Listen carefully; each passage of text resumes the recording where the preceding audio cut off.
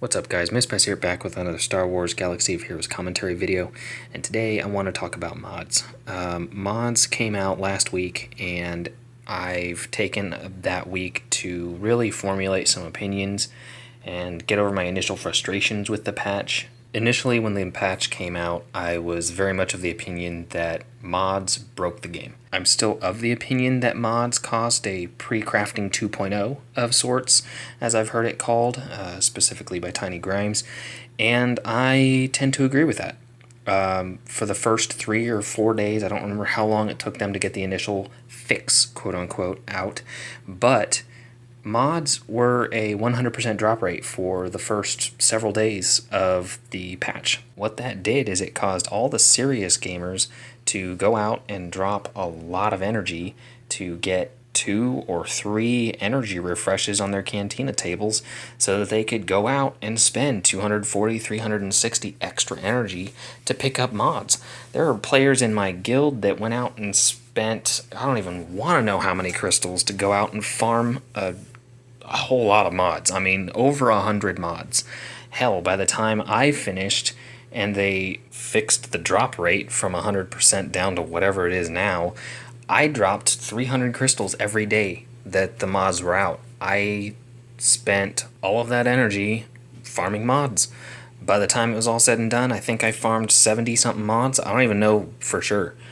But I am not the only one who spent all of that energy. There were a very large group of the community that spent a lot of energy to get a lot of mods, and now the drop rate is nothing, so you have another huge divide in player base. You have the PreCraft 2.0 mod pre-crafters, so to speak, and the people who were slow on the uptake and may have missed those first couple days and or didn't spend any energy refreshes because they figured, oh well, mods are going to be 100% drop rate, cool, I'll just collect them when I collect them. In the meantime, I'll continue farming this character that I'm really close to getting to 7 stars or 6 stars or whatever. It happens. I know a lot of people have quit the game because of mods, because A, they're either too confusing and they weren't very clear, which I'm not going to lie, they were a little overwhelming at first, because you don't know how the stats will work, you don't know what to expect on different mods. It was a very convoluted system that they introduced to the game in a very clunky manner,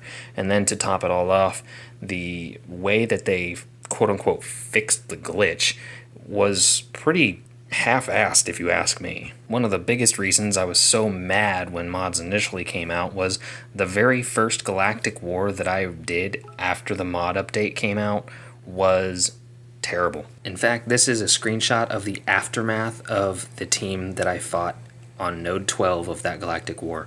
Literally every single character in my roster was dead. Every single one. And I was livid. I hated mods for at least the next few days.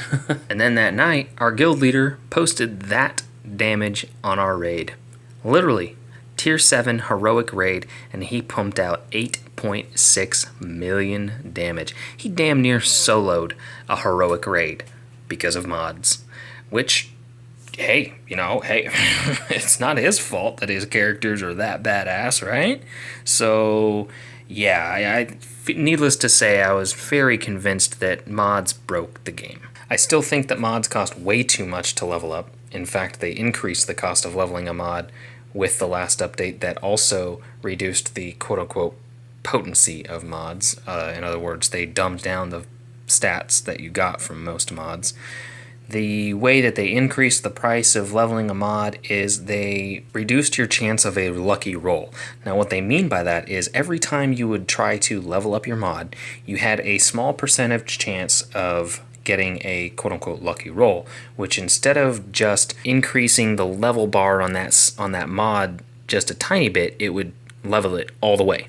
Now, what that does is it in turn makes it more expensive to level a mod because you don't get those lucky rolls as often, which means you're going to spend several thousand credits more.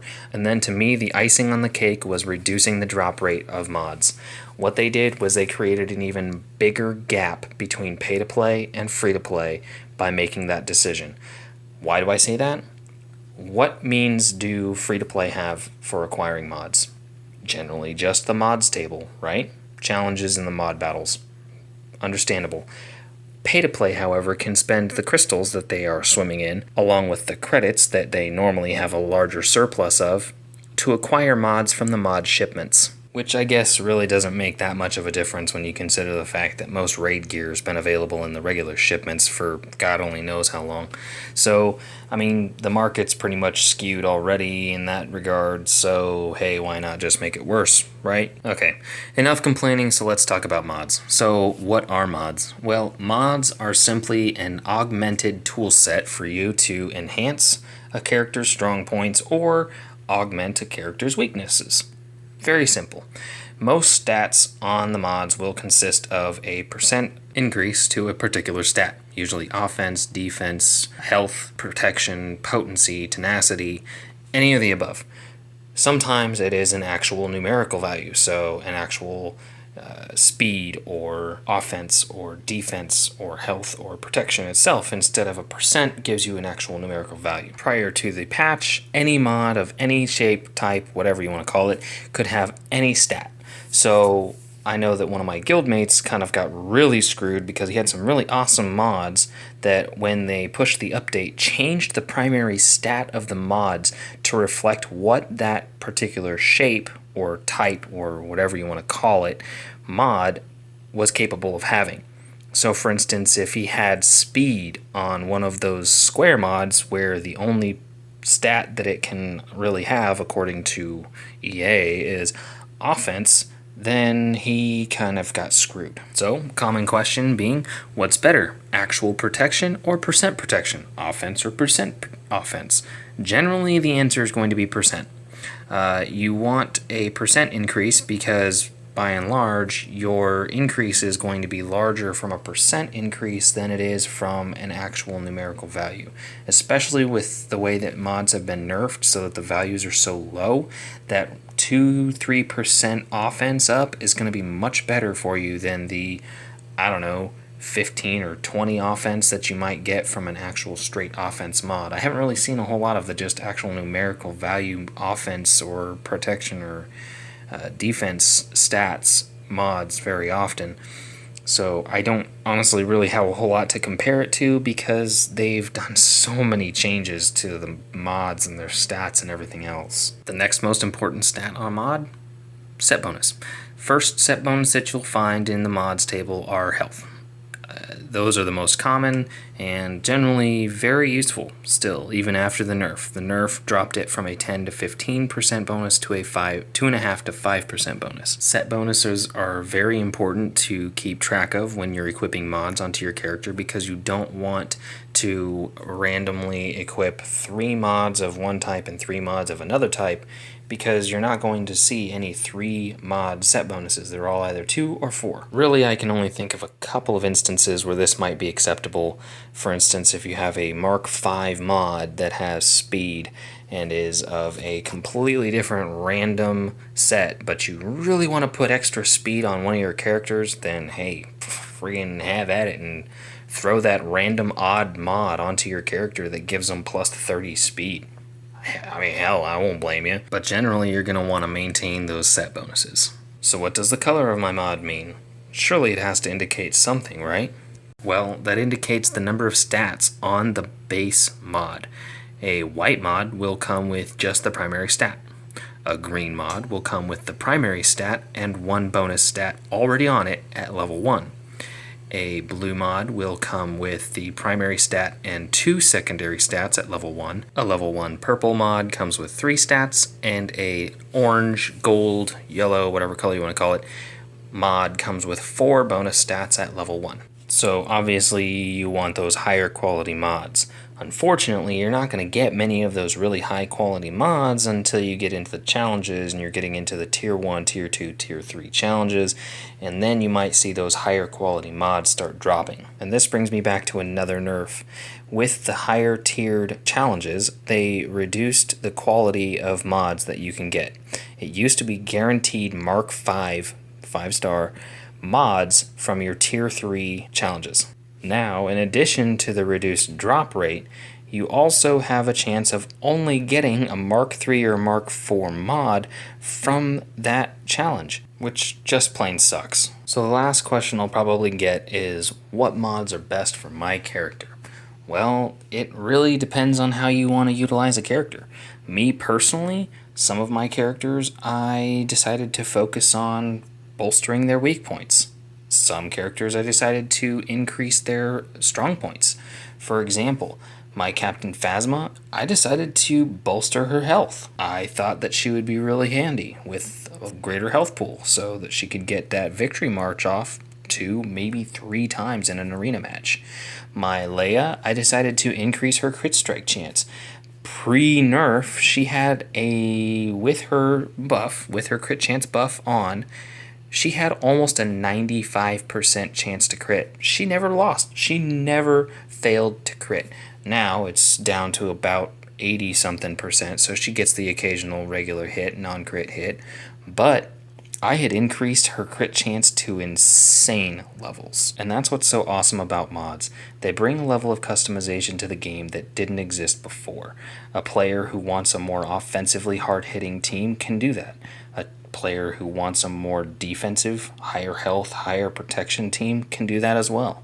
Or they can take an offensive team and increase their health and protection, and take a defensive team and increase their offense. It gives the player a little bit more flexibility in how they want to utilize particular characters. Our mods still broke a little bit. They cost way too much to level up. In fact, a Mark V mod will cost you about 500,000 credits to level up from 1 to 15, which I think is still absurd, but it is what it is. The reduced stats definitely make clearing your Galactic War much easier, because you're not going to run into a 100 health protection Rey who's critting your entire team for 35,000 with their basic attack. I know that's a little bit of an exaggeration, but that's what it felt like. And honestly, I like that you can take a character and really make them yours. It does give the player a little bit more of a feel of ownership for particular characters. So that is kind of nice. I appreciate that. However, like I said, way too expensive to level up these things. I don't even know how many credits I've burned leveling up all of these silly mods that I've got. It's almost embarrassing. So now that I've pretty much beat that horse to death with the stick that I'm wielding like a freaking lightsaber, let's talk about what my plans are for the future. Obviously, I haven't quit. There were a couple days there that I was like really contemplating quitting this game over mods. I was that frustrated, but that frustration has subsided and I'm still playing the game.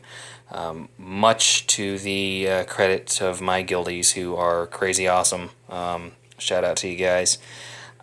Speaking of guildies, I am planning on doing a video on how we run our heroic raids. Obviously, with players who are capable of damn near soloing a heroic raid, we don't have any problems clearing them. So I kind of wanted to make a video documenting how we run our heroic raids, because I feel like we run them extremely well, extremely organized, and in extremely awesome fashion.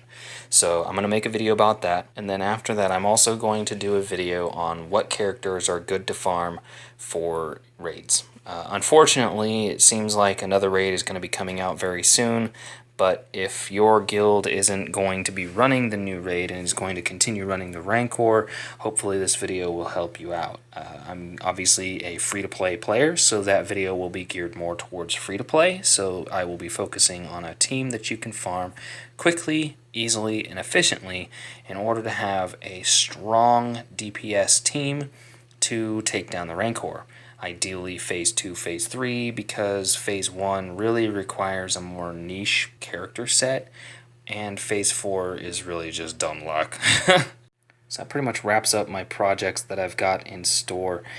My Leia roster review video kind of got pushed to the back burner with mods, and then I realized that the video footage is not going to be that great because it's pre-mods and everybody's using mods, so they will probably expect the video to incorporate mods.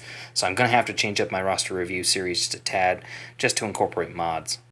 As always, I love hearing from you guys. Please comment below with your opinions, your questions, anything you want to say or ask about mods. I'd be happy to carry on a conversation.